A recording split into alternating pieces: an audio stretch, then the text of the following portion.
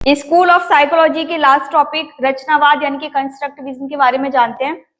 इसके जनक जीन पियाजे, इन्होंने अपने संज्ञानात्मक विकास के सिद्धांत से इसको डेवलप किया है, किसको? रचनावाद को। ठीक है। अन्य भी हैं, लेव वाइगोत्स्की, इन्होंने सामाजिक रचनावाद की रचना की। एक और जॉन डेवी, ये संज्ञानात्मक रचनावाद का सिद्धांत लेकर आए, जो पीछे हमने देखा अभी संज्ञानात्मक विकास, इसी को इन्होंने अपडेट वर्जन में बताया है। नेक्स्ट ब्रूनर, ये रचनावादी शिक्षण का सिद्धांत लेकर आए, यानी कि रचनावादी सिद्धांत में इन्होंने शिक्षण को ऐड किया है। ठीक है, टीचिंग मेथड इसमें लेकर आए। तो ये आखिर होता क्या है, इसके बारे में भी जान लेते हैं। इसमें छात्र अपने पूर्व ज्ञान में नई जानकारी जोड़ता है। कोई भी बच्चा रटंत विद्या से अगर कोई चीज सीख रहा है, मतलब सीखी हुई है उसने, या उसको हैबिट है किसी चीज की, मान लीजिए कई बार बच्चे को नाखून चबाने की आदत होती है, ठीक है, तो पूर्व ज्ञान, उसका पूर्व ज्ञान जो भी था उसमें एक नई जानकारी जोड़ी, फिर वो जानकारी उसके लिए आगे एक नए ज्ञान का निर्माण करती है। तो कहने का मतलब ये है कि अगर आपको 2 और 2 4 करना आता है, ठीक है, फिर आप उसको कैरी वाले सम सीखते हैं, है ना, तो कुल मिलाकर आपने 2 और 2 4 करना पहले सीखा था, इसके बाद आप कैरी वाले सम सीख रहे हैं, तो आपके पूर्व ज्ञान में नया ज्ञान आपका जुड़ रहा है, तो एक नई संरचना हो रही है आपके ज्ञान के निर्माण की, तो वो चीजें हैं। अगला पॉइंट बोलता है कि छात्र को उनकी क्षमता अनुसार सीखने के पर्याप्त अवसर प्रदान किए जाते हैं, यानी कि एक क्लास में अगर 50 बच्चे हैं तो 50 के 50 सारे सेम माइंडेड नहीं होंगे, कुछ वीक होंगे, कुछ स्ट्रांग होंगे, कुछ एवरेज होंगे। तो क्वेश्चन अगर टीचर आपको देता है कोई, ठीक है, तो जिनका माइंड स्ट्रांग है वो जल्दी बता देंगे, उनकी स्पीड तेज होगी, वीक वाले टाइम लेंगे, स्लो स्पीड से करेंगे, जबकि एवरेज का एवरेज ही रहेगा। तो बच्चों को उनकी क्षमता के अनुसार उनको अवसर दिए जाते हैं कि हाँ इसको टाइम लगेगा तो कोई बात नहीं, ठीक है। तो वहां बच्चा क्या होता है, उसको गिल्ट फील नहीं होता कि मैं क्लास में पीछे रह गया, ऐसा कुछ नहीं। तो यहाँ क्षमता अनुसार पर्याप्त अवसर प्रदान किए जाते हैं। छात्र अपने ज्ञान का निर्माण अपने वातावरण से अनुक्रिया करते हुए अपने अनुभवों से स्वयं करता है, यानी कि वही चीज कि अगर मान लीजिए कोई नई चीज बच्चा सीख रहा है, तो वो कैसे सीख रहा है, अपने वातावरण से अनुक्रिया यानी कि बॉन्ड बनाकर करते हुए अपने अनुभवों से सीखता है। वातावरण में कोई चीज अगर उसने नहीं देखी है तो वो खुद से उस पर एक्सपेरिमेंट करेगा या करते हुए देखेगा और खुद ट्राई करेगा और अपने एक्सपीरियंस के आधार पर वो नई चीज सीखेगा। ठीक है। रचनावादियों के अनुसार सीखना एक सामाजिक प्रक्रिया है, ये बिल्कुल सही बात है। आप बंद कमरे में कोई चीज नहीं सीख सकते, हालांकि टेक्नोलॉजी के मामले में थोड़ा सा अपवाद मानेंगे हम, पर बेसिकली बच्चे को यानी कि छोटे बच्चे को आप बंद कमरे में कुछ नहीं सिखा सकते। ठीक है, माइंड आपका डेवलप हो जाता है, यानी कि कोई बड़ा है, किशोरावस्था में है, एडल्ट है, वो एक बार को कुछ भी चीज, क्योंकि उसका बेस बन चुका है, तो बेस वाली जो चीजें हैं उसके लिए क्या करना होगा, कहते भी है ना कि बच्चे को थोड़ा सा बाहर निकालो, है ना, उठना बैठना, परिवार में रहता है बच्चा तो वो अलग ही होता है, और जो एकल परिवार में होता है, संयुक्त परिवार में, तो दोनों में डिफरेंस होता है। तो कहने का मतलब है यहाँ पर कि बच्चा सामाजिक प्रक्रिया के माध्यम से जल्दी सीखता है, ज्यादा सीखता है। ठीक है, तो वो बहुत जरूरी है। जिसका केंद्र अधिगम करता होता है, केंद्र का मतलब है कि सारा फोकस, ये जो सीखने की प्रक्रिया है संज्ञानात्मक रूप से, ये रचनावादी जो प्रक्रिया है, इसमें सारा फोकस किस पर होता है, लर्नर पर। अधिगम करता, अधिगम मीन्स सीखना, अधिगम करता मीन्स जो सीख रहा है। ठीक है, तो वो छात्र भी हो सकता है ना, छात्र कह लीजिए, या कोई भी शिक्षक भी हो सकता है। शिक्षक भी पूरे जीवन एक छात्र रहता है, जब तक वो सीखता रहेगा तब तक वो नई नई चीजें सिखाता भी रहेगा। ठीक है, तो कहने का मतलब ये, कोई भी व्यक्ति चाहे वो छात्र शिक्षक से अलग हो, अगर वो कोई चीज सीख रहा है तो सिखाने वाले का सारा फोकस किस पर होना चाहिए, उस सीखने वाले के ऊपर, कि वो किस प्रकार से सीख रहा है।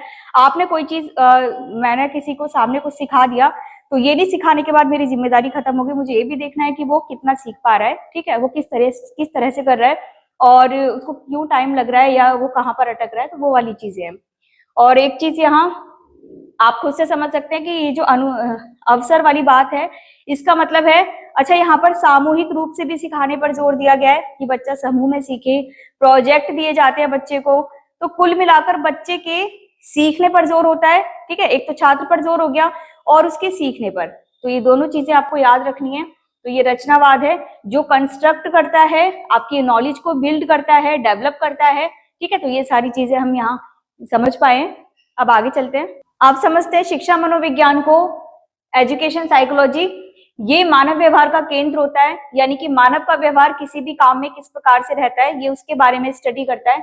तो स्किनर इसके बारे में क्या कहते हैं? स्किनर बोलते हैं कि जो शिक्षा है एक सामाजिक प्रक्रिया है, उसका अध्ययन यानी कि मनोविज्ञान के साथ, व्यवहार संबंधी विज्ञान के साथ अगर अध्ययन किया जाता है तो क्या कहलाता है वो?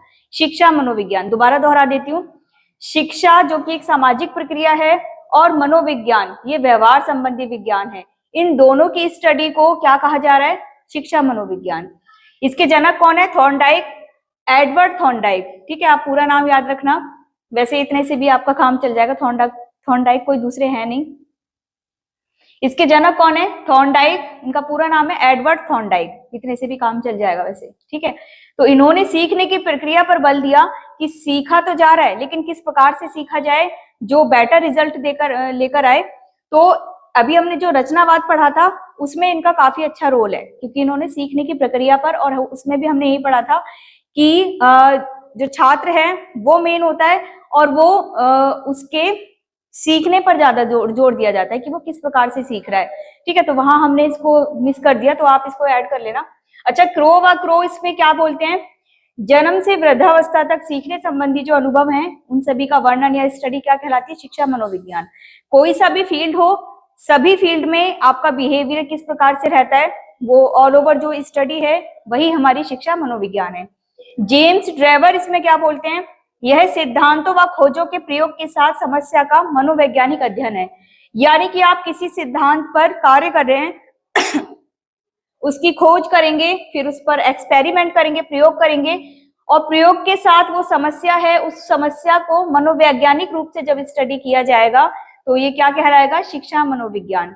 आपको कोई क्वेश्चन हल करने के लिए दिया जाता है, आप उसके बारे में सोचेंगे, फिर आप आइडिया लगाएंगे कि इसको किस प्रकार से सॉल्यूशन इसका दिया जाए।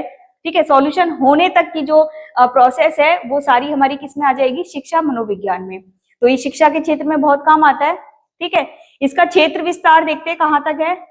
वंशानुक्रम यानी कि जो जेनेटिक चीजें होती, जेनेटिक प्रोसेस है, वो भी स्टडी, उस चीज की भी स्टडी हमारी किस में आ जाएगी? शिक्षा मनोविज्ञान में। इसी प्रकार से विकास यानी कि किसी छात्र का विकास, डेवलपमेंट उसका किस प्रकार से हो रहा है। व्यक्तिगत भिन्नता यानी कि दो व्यक्ति हैं तो दोनों आपस में अलग अलग हैं, तो वो क्यों अलग हैं, वो वाली स्टडी। उनका व्यक्तित्व, पर्सनैलिटी कैसी है। अच्छा, ये तो हो गई पर्सनल बातें। आगे ये स्कूल में किस प्रकार से काम आएगा? पाठ्यक्रम निर्माण में। ठीक है, मापन व मूल्यांकन में, अन्वेषण यानी कि खोज के रूप में, अधिगम सीखने संबंधी चीजों के लिए, शिक्षण विधियां, निर्देशन, परामर्श, मानसिक स्वास्थ्य आदि, यानी कि हर फील्ड में आप इस बिहेवियर को स्टडी कर सकते हैं। ठीक है, और इस स्टडी को ही हम क्या बोल रहे हैं? Education psychology. तो ये जो मेन चीजें थी एजुकेशन साइकोलॉजी की वो यहाँ कवर कर दी है मैंने, है ना। अब आगे देखते हैं, साइकोलॉजी से रिलेटेड कुछ इंपॉर्टेंट पॉइंट्स हैं उनको समझते हैं। जैसे मनोविज्ञान शब्द का प्रथम बार प्रयोग जो है वो कब किया गया? ये लगभग 16वीं शताब्दी में हुआ था। किसने किया? जर्मन दार्शनिक रूडोल्फ गोकेल ने। ठीक है, तो ये क्वेश्चन आ जाता है कि किसने सबसे पहले ये शब्द दिया? तो ये शब्द दिया था रूडोल्फ गोकेल ने। कब दिया था? लगभग 16वीं शताब्दी में। ठीक है, और ये कौन थे? एक जर्मन दार्शनिक थे। तो इतना ही जानना है इनके बारे में। आगे समझते हैं, अमेरिकन साइकोलॉजिकल एसोसिएशन की पहली महिला अध्यक्ष, ये एक तो महिला का क्वेश्चन है और पहली महिला अध्यक्ष की बात हो रही है, तो यहाँ थोड़ा सा ध्यान देना है, ये क्वेश्चन आया हुआ है। तो कौन थी? मैरी वाइटन कॉल्किंस। इनकी पुस्तक पूछी जा सकती है, एन इंट्रोडक्शन टू साइकोलॉजी। ये कब आई थी? 1901 में। ठीक है, तो 19वीं शताब्दी में ये जो मनोविज्ञान क्षेत्र है इसका विस्तार निरंतर हो रहा था। तो इसके कुछ एग्जाम्पल है ये। अच्छा, नेक्स्ट देखते हैं, द एनिमल माइंड 1908 में आई। इसकी लेखिका कौन थी? Margaret F Washburn. ठीक है, तो दोनों ही लेडीज के बारे में ये इंपॉर्टेंट चीजें थी, तो वो याद करना आप।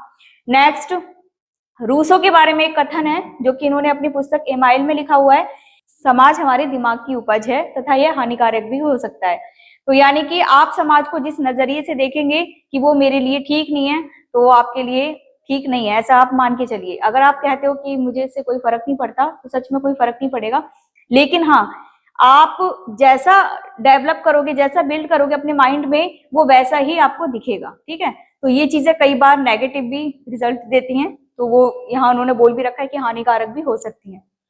Next, J.A. स्टीफन, इन्होंने बोला था शिक्षा मनोविज्ञान को कि शैक्षणिक विकास का ही क्रमिक अध्ययन है, यानी कि सीक्वेंस वाइज अगर हम स्टडी करते हैं तो वो एजुकेशनल डेवलपमेंट का ही एक पार्ट कहलाती है। कौन? शिक्षा मनोविज्ञान।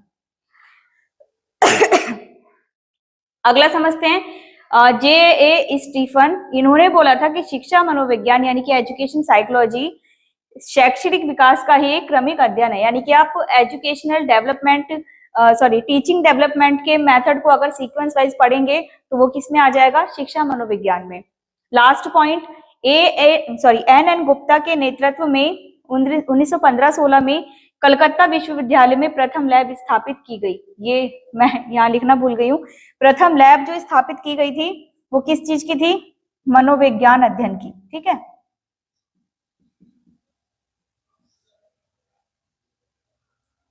अध्ययन।